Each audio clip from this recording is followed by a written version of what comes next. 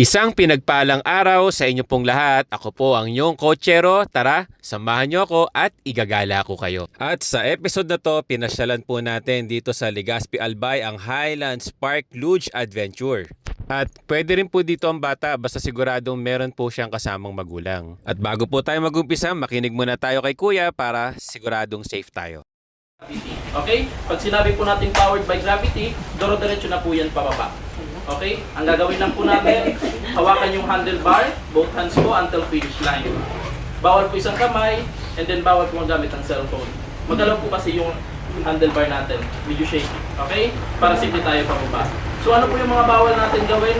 Habang pababa po tayo, no using phone po tayo, no bumping and racing. Para safety po tayo. Okay po?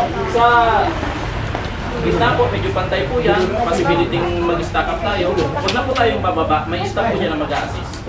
Okay? So, paano po i-operate ang luge card? Tawag po dito is luge card. Ang gitna po niyan, sa medium part, yan. Yan na po yung pinakamabilis niya from start to finish line. Okay? Sa gitna lang po. Huwag natin itutulak ng sobra. Sasayad yung unahan niya. At ito na po, mag-uumpisa na tayo. And by the way, hindi po ako gumamit ng cellphone dyan for safety. Ang ginamit po natin dyan na camera ay yung Insta360 X4 na nakaipit po sa legs ko. Kaya safe tayo. Go ate, go. Don't pull, don't pull. Hello! Don't pull ate. Middle lang, middle. Push forward, push forward. Okay, good.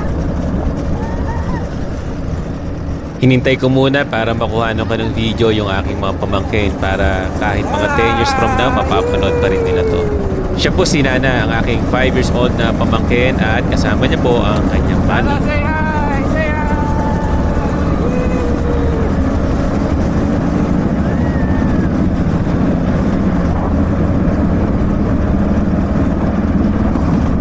Ate, say hi! Hi!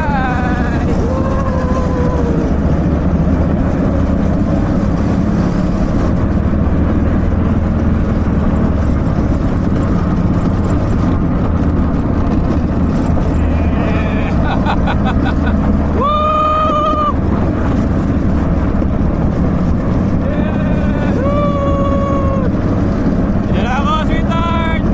Woo! Say hi!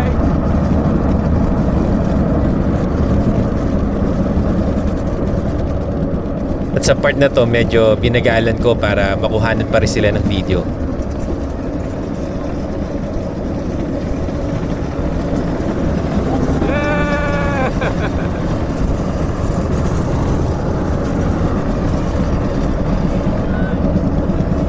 And by the way guys, 600 meters po ito. Medyo mahaba na rin siya, hindi na kayo mabibitin. At pagdating sa baba, ihahatid po tayo ng L300 sa starting line para sa second round.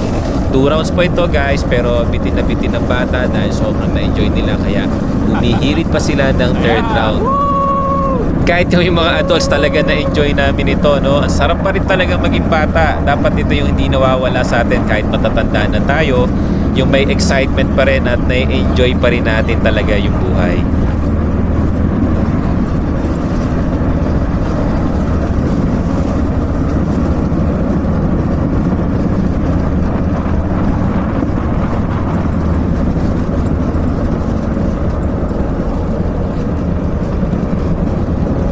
Isa talaga to sa mga pasyalan na wag mong palalagpasin pag nagpunta ka dito sa Legazpi Albay sa Bicol.